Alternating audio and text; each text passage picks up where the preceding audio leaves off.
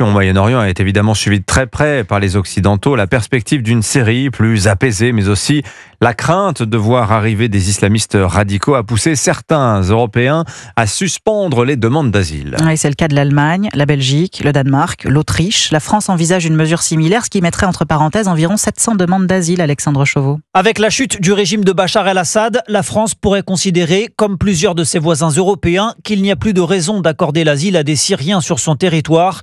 D'autre part, l'hypothèse d'un nouvel afflux de migrants au sein duquel se glisseraient de potentiels terroristes n'est pas exclue, d'où la prudence de Paris et la suspension probable des demandes d'asile en cours en provenance de Syrie.